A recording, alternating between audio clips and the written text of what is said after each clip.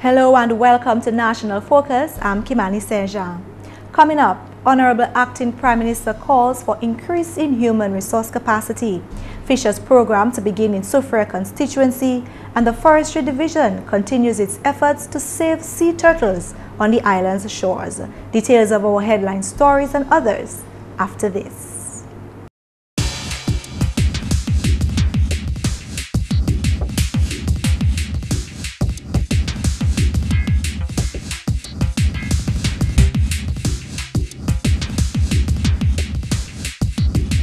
You're watching GIS.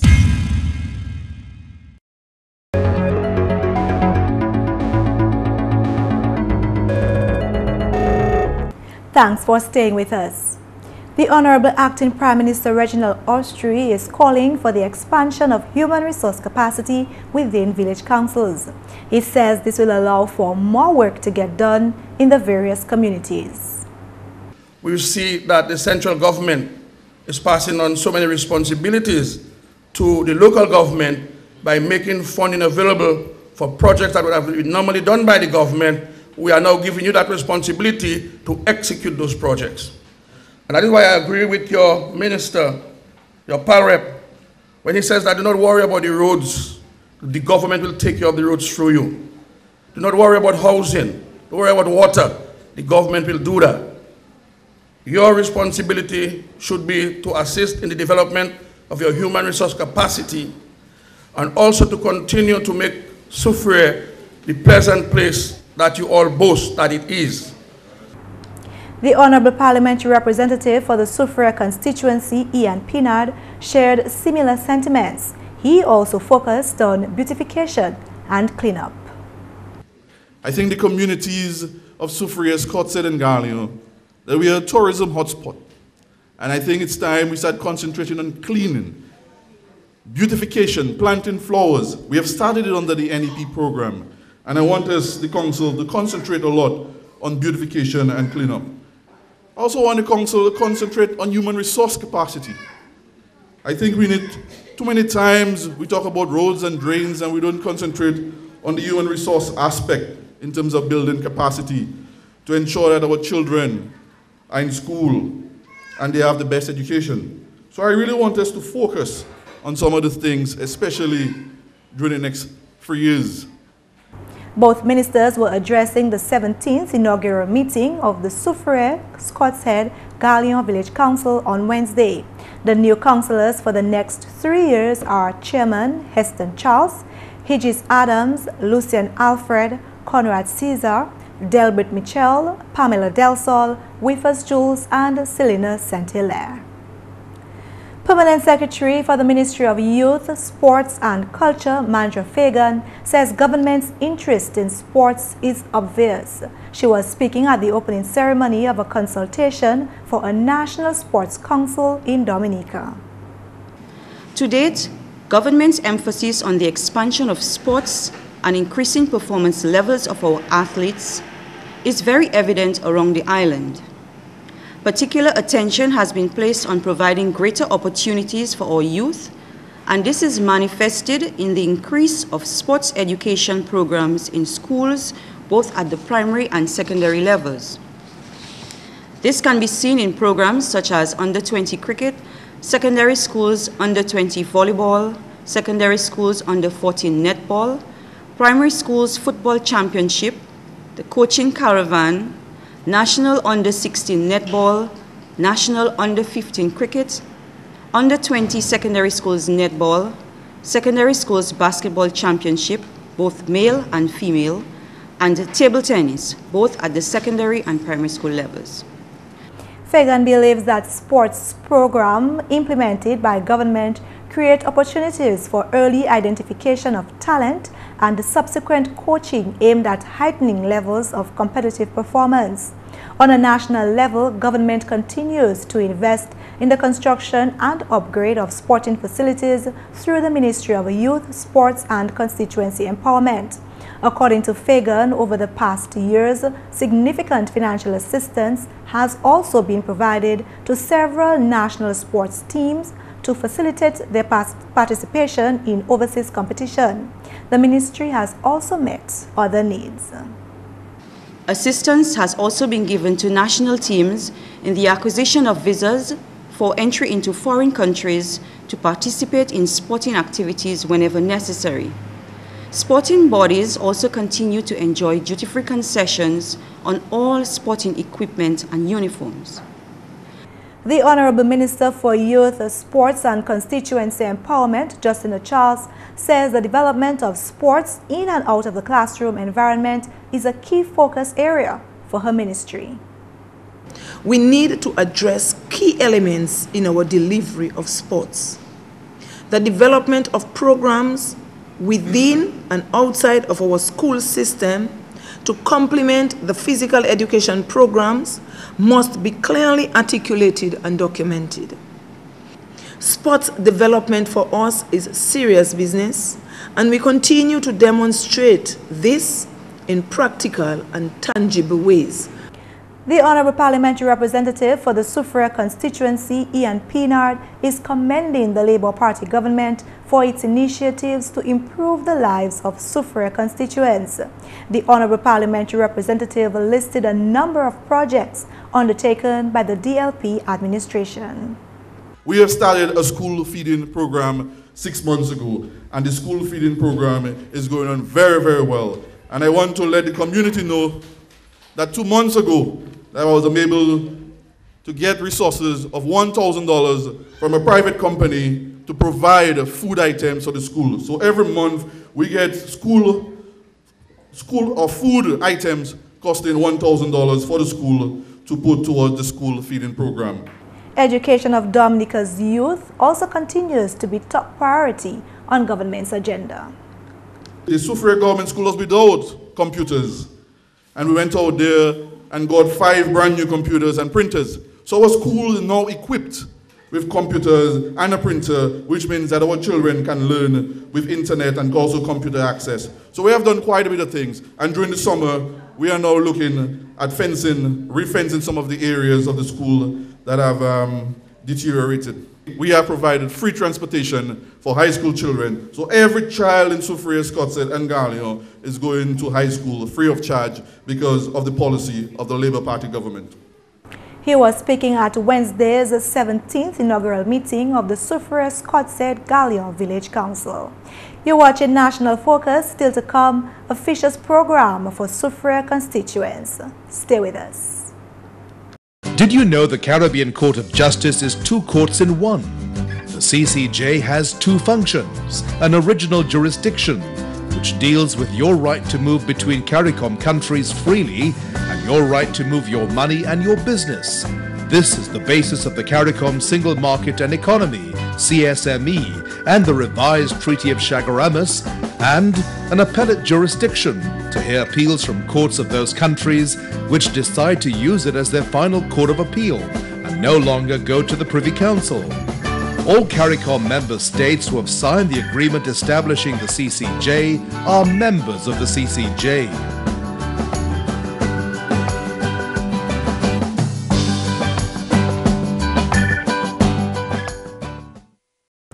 Welcome back. The fishing industry is getting a boost in the Soufriere constituency. A new fishers program for Soufriere, Scottshead, and Galion will soon come on stream. Honorable Parliamentary Representative for the Soufriere constituency, Ian Pinard, made the announcement at Wednesday's Village Council meeting. We are now introducing a new program called the Fishers Program of Soufriere, Scottshead, Galion, and Point Michel, where we're going to see the construction of 8 to 10 fiberglass boats, 20-feet fiberglass boats with ice box, and also 8 to 10 outboard motors for these boats. The criteria for the boat program that we have is our fishermen have to be between the ages of 18 to 45, have to be registered fishermen with a fisherman card, and they have to be serious in fishing and have to be from the Soufriere constituency. The program, you have to sign a contract for the program. The program is not to be given to fishermen within the communities, but you will be selected within a small committee And when you are selected, you will have to sign a contract, a 3-year contract, to pay $350 a month, which $250 of that money would go towards a revolving fund, and the under $100 will go towards the insurance of the boat. We have our application forms available at both offices in Soufriere and Point Michel, and so far I know quite a bit of our fishermen has been filling out the application. The program will cost government some $250,000. Construction of the boats will begin this month. In more news, on Monday, Program Officer at the Office of Disaster Management, Steve Joseph, updated the National Emergency Planning Organization, NEPO, on efforts to establish a national early warning system for Dominica. According to Joseph, the proposed early warning system is known as the Common Alert Protocol, or CAP, an all-hazard warning system which allows distinct warning mechanisms to understand and react to a single alert message. Joseph says that there are many ways to improve alerting and deliver warnings to affected populations. Possible systems which could be used are computer pop-ups, smartphone applications, and broadcast interrupt devices for television and radio stations. He indicated that the Office of Disaster Management has moved forward to implement a radio interrupt system. Encoders have been established at Kyrie FM, DBS Radio, and Voice of Life Radio. The ODM is working to set up this system at other media houses. The ODM has been collaborating with the Dominica Red Cross for procurement of radio data system receivers, which will be integrated into the program. These receivers are currently being tested. He says the ODM is looking to develop a national early warning system policy for consideration by Cabinet. This policy will include the enhancement of network capacity, introduction of fiber optics, and budgetary support for maintenance. In 2014, Portsmouth was identified as the pilot community for the Community Alerts Project, aimed at strengthening Dominica's resilience and coping capacity and improving community alerting. The ODM is looking to target other communities along the coast, specifically Qualiho and Dublin, in the second phase of the project. This is being funded by the UNDP and European Commission. And the Ministry of Agriculture, through the Forestry and Wildlife Division, continues to educate the public about the importance of conserving sea turtles in Dominica. On Tuesday, June 9th, Agriculture Officer Delia Wicks, turtle conservationist Errol Harris, and forester Charles Watty met for an interesting on-camera discussion on the conservation of turtles on the island.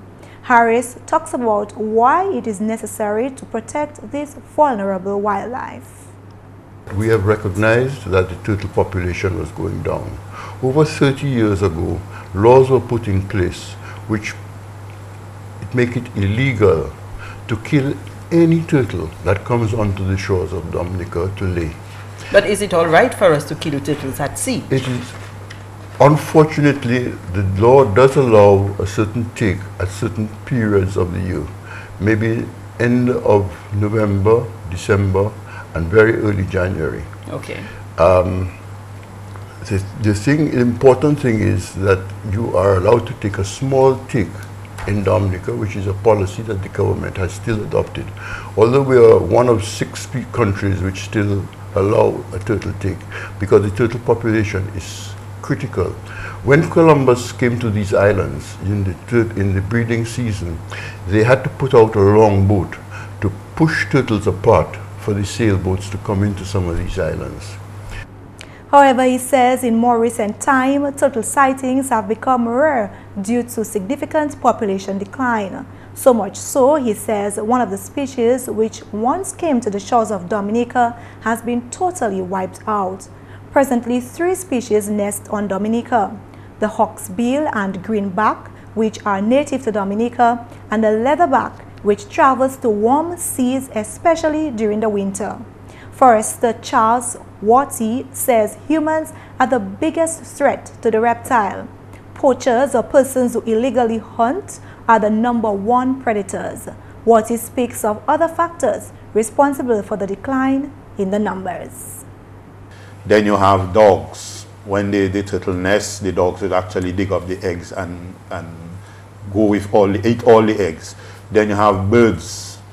That's when the turtle hatch, the hatchlings going back to the sea. As they come onto the sea, onto the shore, you have the birds eating it together with the crabs.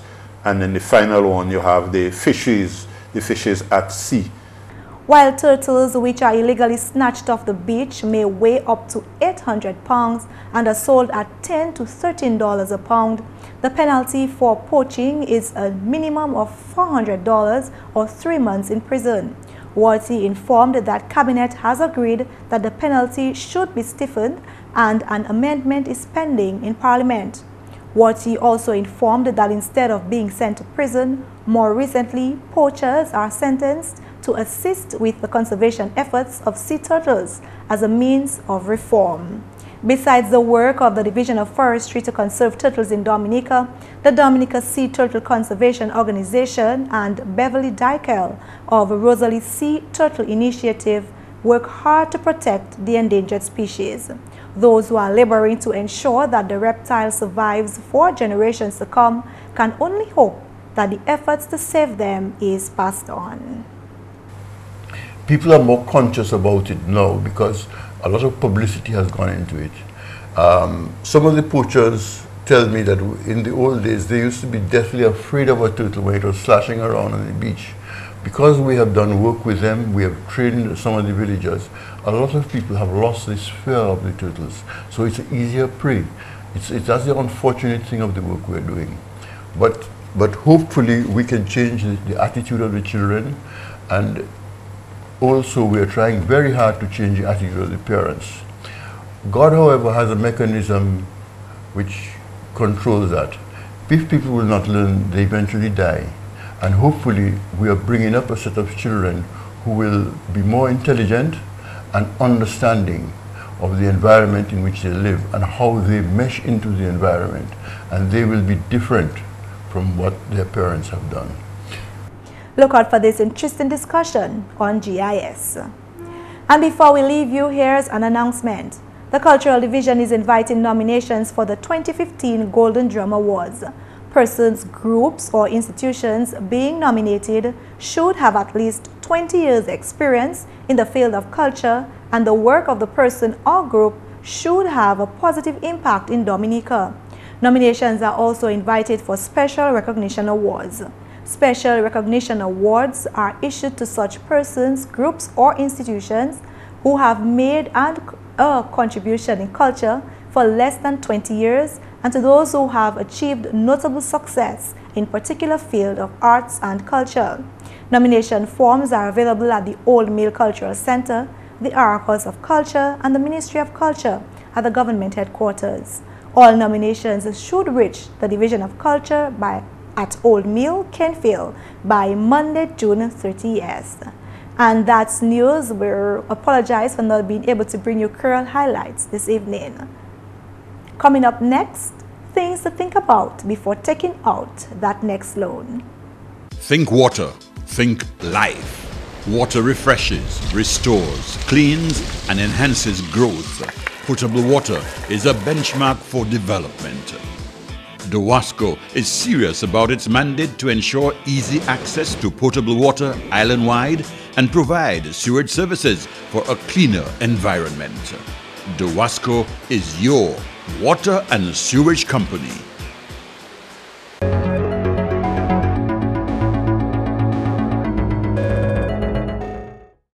Debt comes in many forms: credit cards, hire purchase, car loans, personal loans, mortgages, student loans. There's no shortage of people out there wanting to lend money. Borrowing money can seem like a quick fix, but having debt can limit your options in life. So think before you borrow. Ask yourself, do I really need it? Can I save for it?